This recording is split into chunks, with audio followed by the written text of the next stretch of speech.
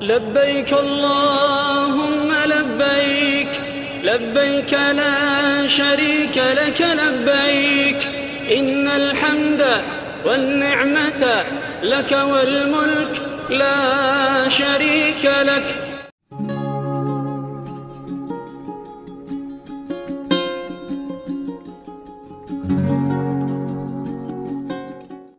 Assalamualaikum warahmatullahi wabarakatuh. Bismillahirrahmanirrahim. Alhamdulillahi rabbil alamin. Assalatu wassalamu ala ashrafil anbiya'i wal mursalin Sayyidina Muhammadin wa ala alihi wa sahbihi ajma'in. Subhanaka la ilma lana illa ma 'allamtana innaka antal alimul hakim. La haula wala quwwata illa billahil aliyyil azim. Amma ba'du. Bapak Ibu, mari sama-sama kita baca doa, ikuti setelah saya. Bismillahirrahmanirrahim. Rabbi auzi'ni an ashkura ni'mataka allati an'amta alayya wa ala walidayya wa an a'mala salihan tardahu wa adkhilni birahmatika fi ibadika salihin. Alhamdulillah Bapak Ibu, hari ini merupakan hari terakhir kita manasik untuk persiapan kita melaksanakan ibadah haji. Dan Bapak Ibu, kalau kita lihat haji reguler posisinya sekarang, mereka Bapak Ibu sudah gelombang kedua. Artinya mereka tidak ke Madinah tapi langsung Jeddah dan masuk Mekah ya Bapak Ibu, kita ini haji yang bukan diatur oleh pemerintah. Kita tidak mengenal pondok gede. Jadi kita tidak kumpul di pondok gede, tapi kita langsung kumpul di tempat ini. Nantinya Mbak akan menjelaskan dan insya Allah kita akan langsung terbang ke Jeddah. Bapak Ibu jemaah rahimakumullah, program kita ini Bapak Ibu berbeda dengan program travel yang lain. Begitupun juga berbeda dengan yang haji reguler, bahkan sepaket saja. Mungkin Bapak Ibu sebangku ada yang lain paket, itu bisa jadi beda programnya. Karena itu para jemaah rahimahullah, manasik program ini sangat penting. Karena insya Allah setelah ini Bapak Ibu program ini insya Allah tidak berubah. Paling mungkin waktu-waktunya saja. Kapan berangkat bergeraknya itu bisa jadi berubah-berubah tergantung kondisi nanti di sana para jemaah. Bapak Ibu baik, untuk lebih detailnya lagi saya dengan Mbak Ati akan menjelaskan program ini. Silakan Mbak Ati. Baik, terima kasih banyak. Assalamualaikum warahmatullahi wabarakatuh. Bapak Ibu yang saya muliakan, izinkan kami menyampaikan program yang Bapak Ibu tunggu-tunggu, ya, program yang Bapak Ibu akan laksanakan nanti di Saudi. Jamaah kita total jamaah 1102 dibagi dalam 25 bus. 25 bus dan ada juga kendaraan kecil 3. Insya Allah Bapak Ibu didampingi oleh Ustaz kita yang mendampingi mulai dari manasik, pemberangkatan sampai dengan kepulangan. Kemudian nanti Bapak Ibu di sana juga tentu akan mendapatkan bimbingan dari Ustadz dan juga ada tambahan mutawif atau lokal guide di sana. Kemudian juga ada panitia mendampingi, juga ada dokter 9 orang yang insya Allah kita semuanya siap membantu Bapak Ibu. Bapak Ibu, paket Aziz dan Assalam ya, pemberangkatan insya Allah tanggal 7 Juni. Bapak Ibu sudah mendapatkan materinya, bisa dipelajari dan kita akan bahas bersama-sama dengan menggunakan pesawat Oman Air ya, insya Allah tanggal 7 Juni 2024 Oman Air dengan nomor penerbangan OWY 8.50G jam 14.50. Nah, Bapak Ibu, jam 14.50 Bapak Ibu ini sudah take off. Sudah take off ya. Insya Allah nanti kita bahas lagi selanjutnya. Kita bahas dulu persiapan kita sebelum pemberangkatan. Perlengkapan yang dibawa secara umum ya.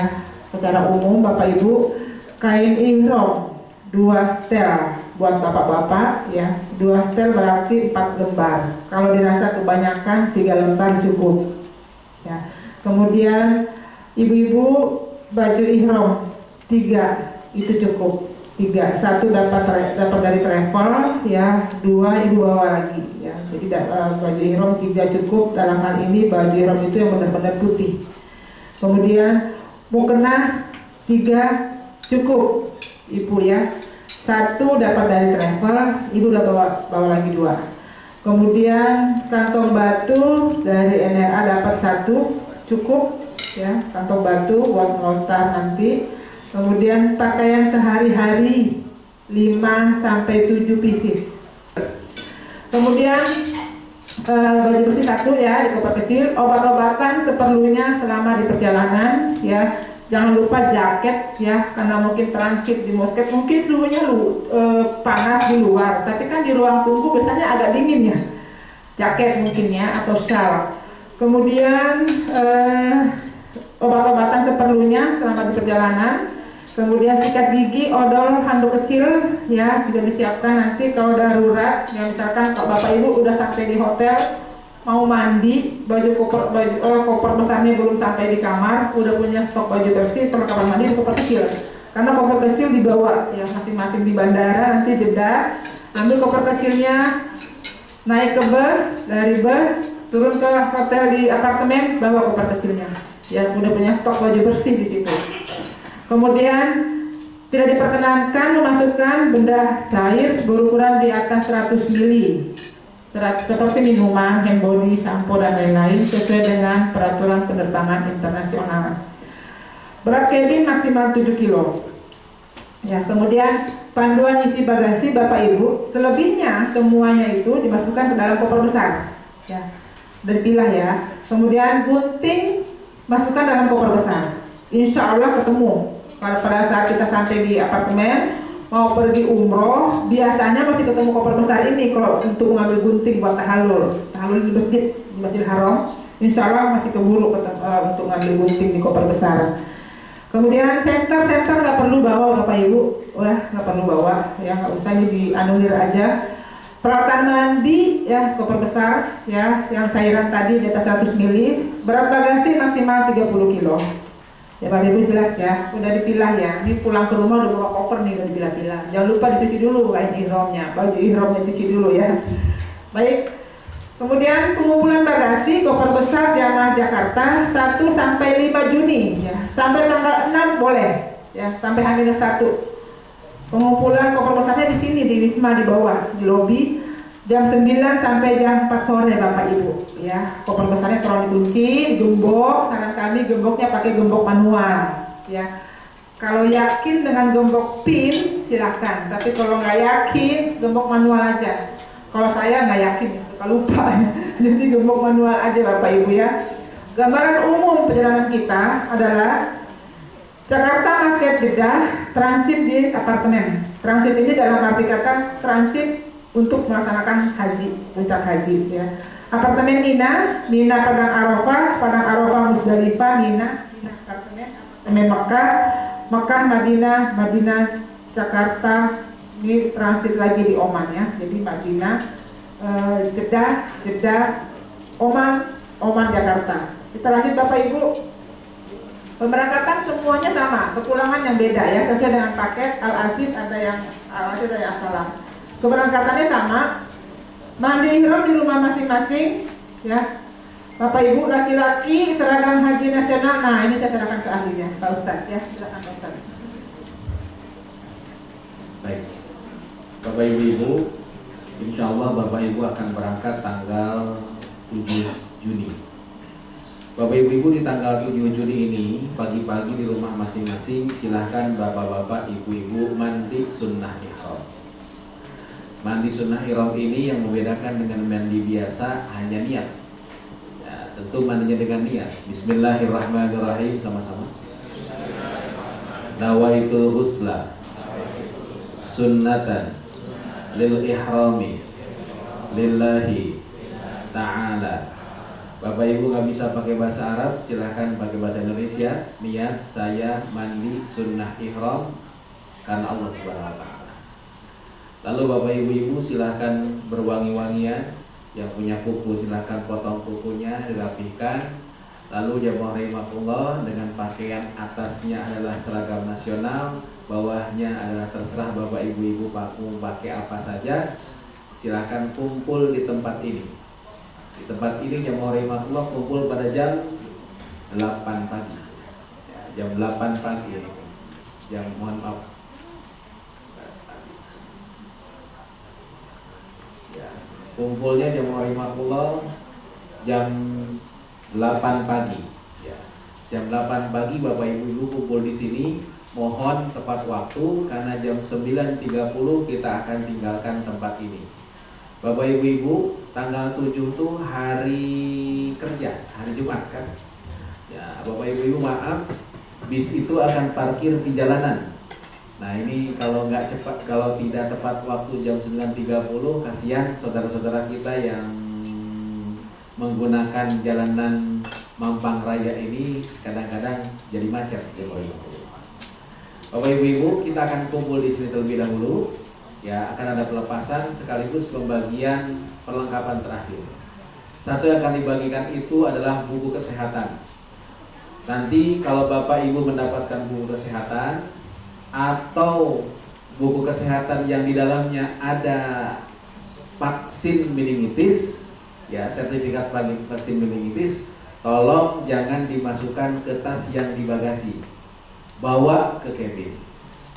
Kenapa sebabnya? Karena biasanya di Jeddah, begitu Bapak Ibu turun akan ke imigrasi, pas di pintu imigrasi sebelum kita masuk antrian imigrasi itu ada petugas kesehatan pemerintah Saudi yang meminta kita untuk menunjukkan vaksin meningitis tersebut.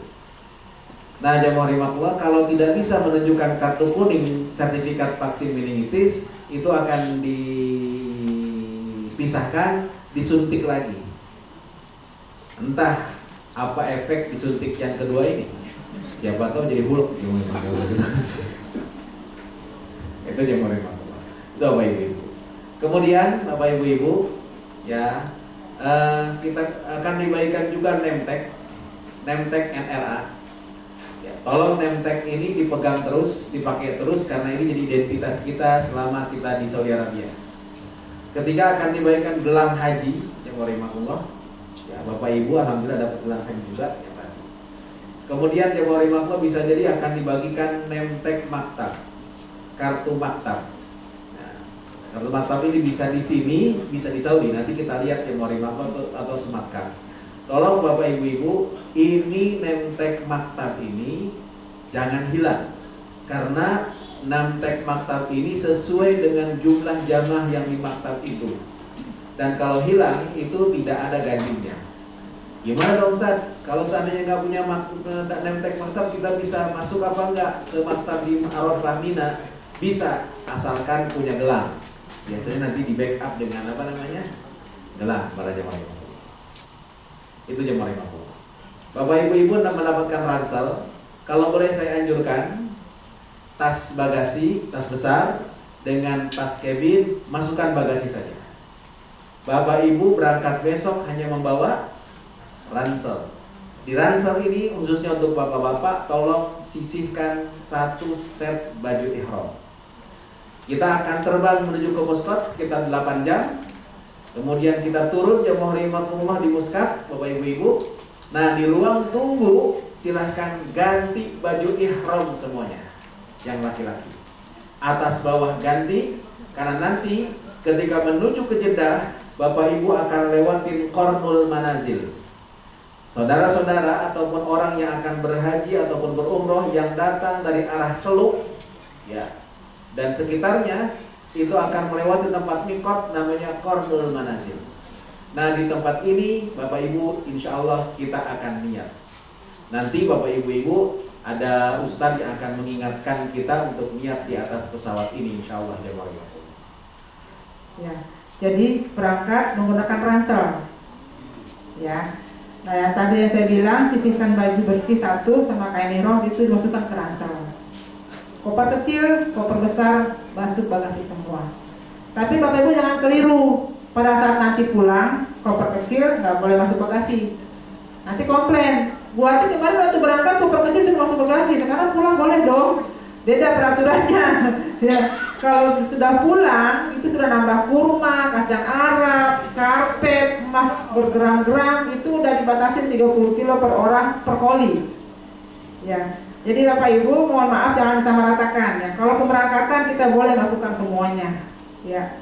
Tapi kalau pulangan itu maksimal 1 orang 1 koli. Ya, Ibu aja udah punya pengalaman udah ketawa-tawa ya. Ya. Nanti udah bisa tuh, Pak Ati gimana nih kita kopernya? Nah, itu nanti ada solusinya bagaimana? Mau di kargo di luar boleh, mau timbang overweight juga boleh, tinggal nambah beratnya berapa. Saya kurang tahu kalau Oman berapa. Yang jelas Bapak Ibu pada saat kepulangan itu sudah berlaku per koli. Kalau berangkat nunggu dimasukin semua, tapi kepulangan itu 1 orang per koli 30 kilo. Mbak, saya kan kopernya nggak sampai 30 kilo, baru 20 kilo. Saya masukkan lagi 1 koper kecil, nggak bisa. Itu aja dipenuhin 30 kilo per koli per kilo per orang per koli ya. Nah Bapak Ibu ya, pengumpulan bagasi ya Bapak Ibu, pengumpulan bagasi kita kembali ke awal dulu ya Pak Ustadz ya.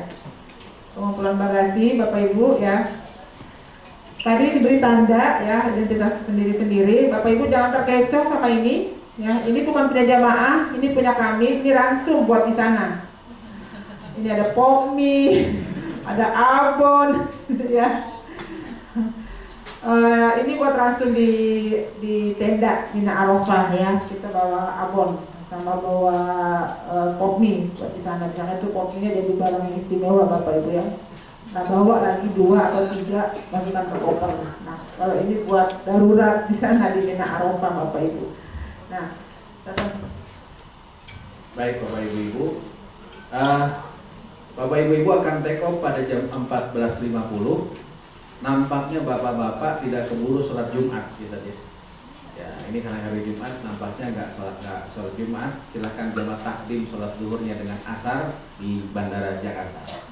Sedangkan untuk maghrib dan isya, Bapak Ibu 19.25 belum tentu sudah masuk waktu isya di Muscat. Karena Muscat itu beda waktunya dengan Jakarta 3 jam. Ya, dengan Jeddah 1 jam. 1 jam 50 ya kan, sama dengan Dubai. Muscat itu. Bapak Ibu kemudian di Muscat nanti setelah 8 jam kita terbang, Bapak Ibu akan turun. Nah, di tempat inilah silahkan bapak-bapak ganti baju ihramnya. Dan insya Allah nanti ketika terbang ke Jeddah sekitar 2,5 jam akan melewati Qarnul Manazil. Qarnul Manazil itu jamaah rahimakumullah sekitar setengah jam sebelum kita mendarat Bapak Ibu. Nah niatlah di situ, nanti Ustadznya akan mengingatkan untuk niat di atas pesawat ini. Timbul pertanyaan, Ustadz kenapa sih kan kata PUI katanya boleh untuk niat di di Jeddah. Kenapa sih kita dipaksakan untuk niat di atas pesawat? Bapak Ibu lihat, sekarang jamaah haji reguler udah gelombang yang kedua. Mereka turun di Jeddah dan masuk Mekah. Kalau Bapak Ibu lihat keberangkatan mereka sekarang semuanya pakai baju ihram dari Jakarta.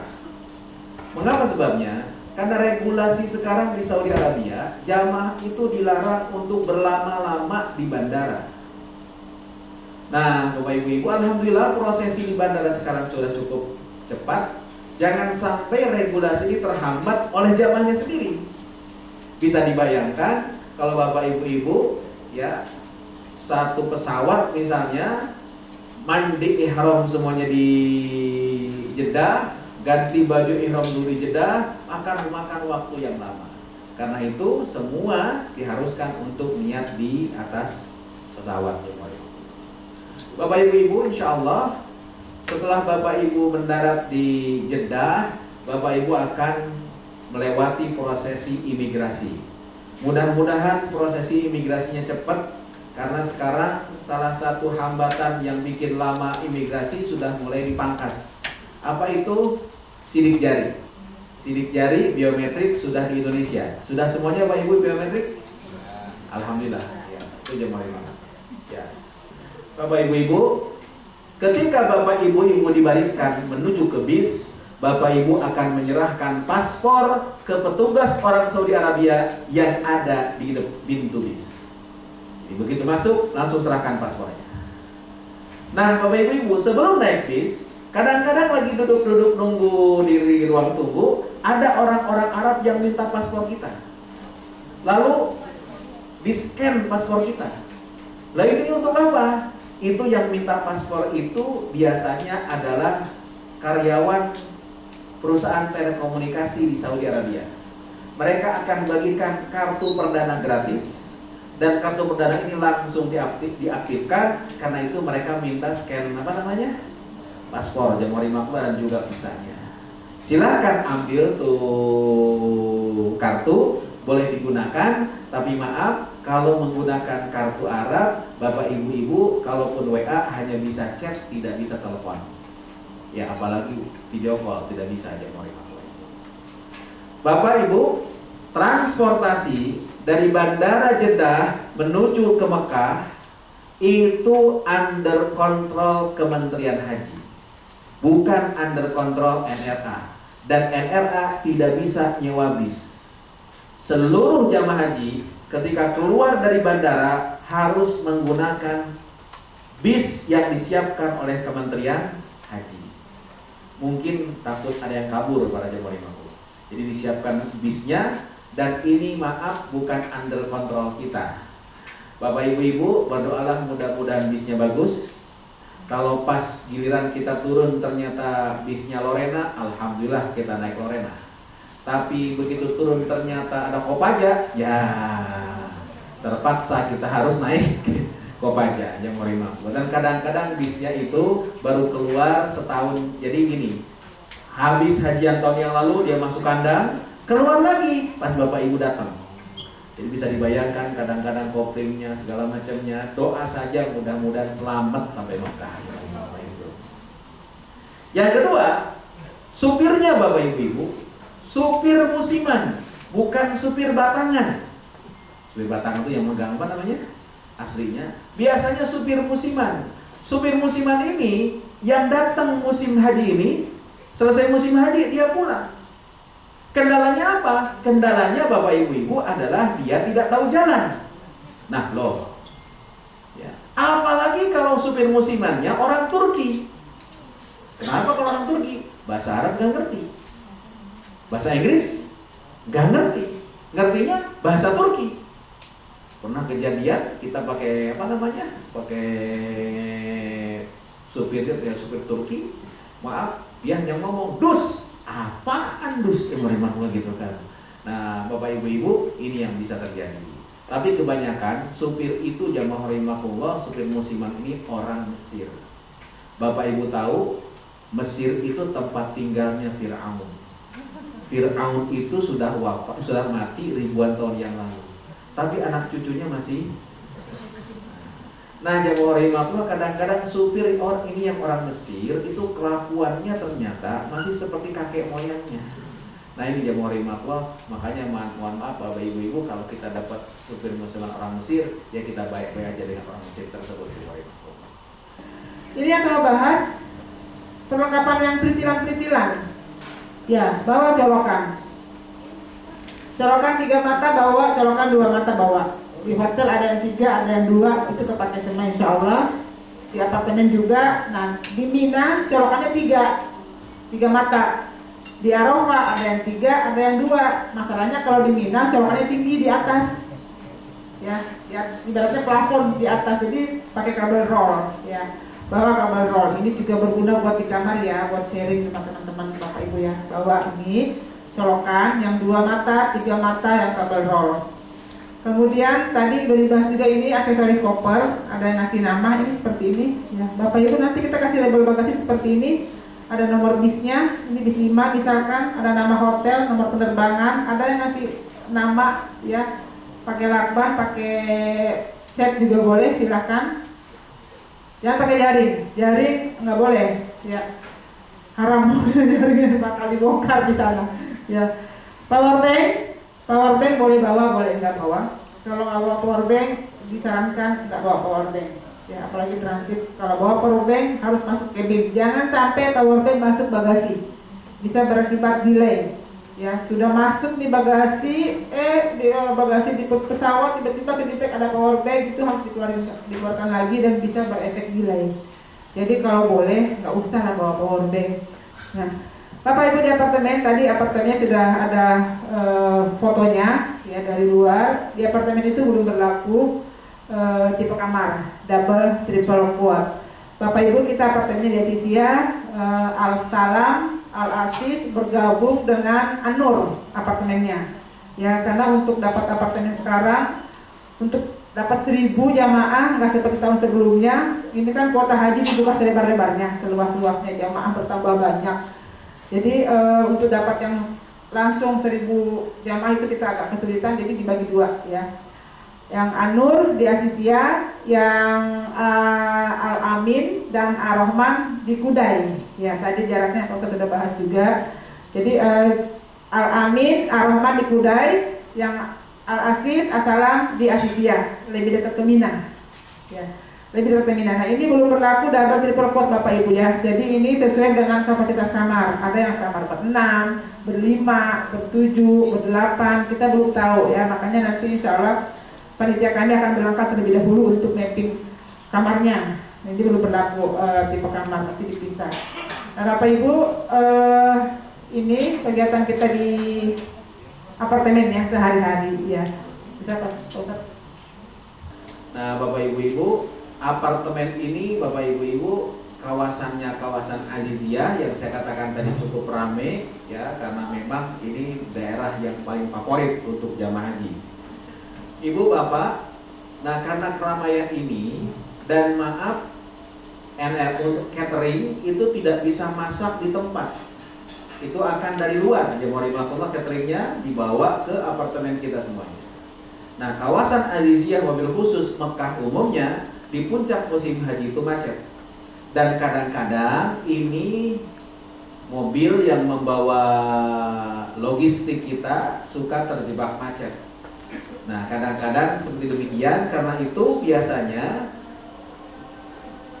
azan kita dengarkan azan dulu. Baik, Bapak Ibu, kita lanjutkan. Para jamaah rahimakumullah, sekali lagi Bapak Ibu nanti dari apartemen akan dibawa dengan bis menuju Masjidil Haram untuk daftar sa'i. Turun dan naik bisnya itu di terminal sekitar Masjidil Haram.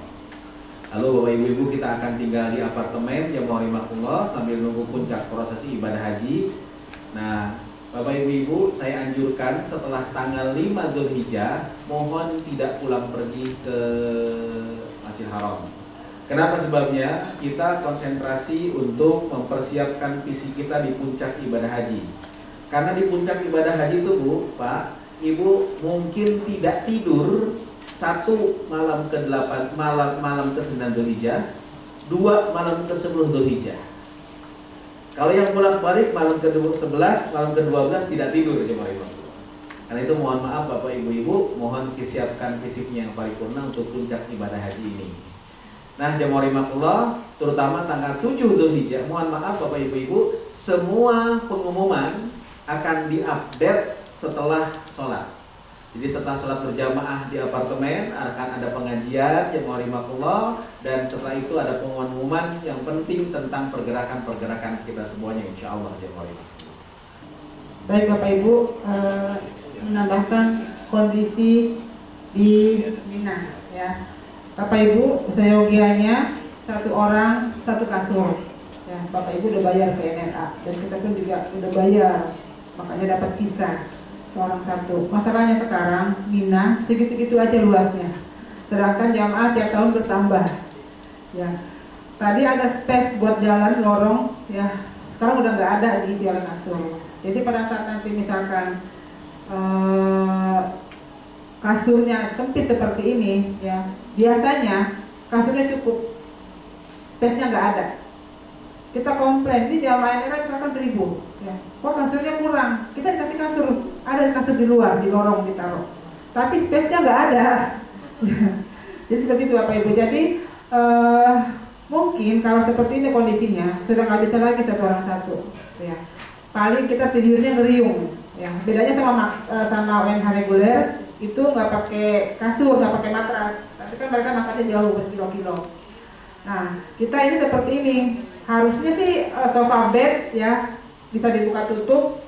Kalau sudah ada orangnya, udah ada bantalnya, udah ada ranselnya, udah nggak bisa lagi dibuka tutup. Jadi kita makan di sini, kita tidur di sini, kita sholat di sini berjamaah, tinggal menghadap kiblat. Ya, jadi seperti ini kondisinya Bapak Ibu ya, kondisi untuk di Mina.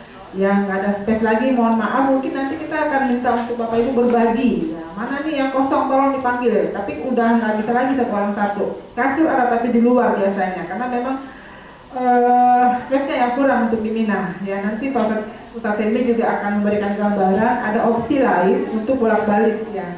Nanti kita bahas setelah break ya, setelah sholat ya. Bapak Ibu, ini kondisi di Mina ya, seperti ini.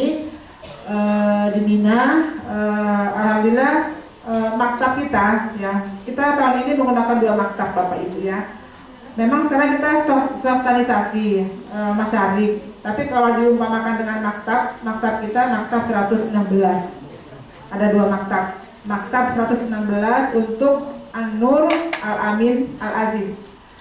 Kalau diumpamakan sama maktab untuk Ar-Rahman dan Al-Amin, maktab 111. Memang di depan. Jadi Bapak Ibu, alhamdulillah NRA tahun ini setiap paket ada upgrade. Ya. Kalau Ar-Rahman Al-Amin upgrade-nya itu di tenda di depan, maju ke depan 111. Kalau An-Nur upgrade-nya itu di Madinah Movenpick. Ya. Kalau yang As-Salam Al-Aziz upgrade-nya itu Mekahnya Raffles. Itu jauh bedanya antara Hilton Convention dengan Raffles, jaraknya aja udah beda, apalagi hotelnya. Itu beda. Jadi alhamdulillah semuanya ada upgrade ya. Anak Ar-Rahman itu sama Alami di depan 111, sangat dekat dari pelataran supaya nggak komplain juga mereka, kok ini bagus banget ini hotelnya, kok kita nggak ada upgrade. Jadi alhamdulillah setiap paket kita ada upgrade untuk tahun ini. Alhamdulillah termasuk Salam sama Al-Aziz dari Hilton Convention menjadi hotelnya Raffles pas depan pelataran di grup Jam-Jam Tower Bapak Ibu. Maktab 116 itu kira-kira di ujung apa tuh?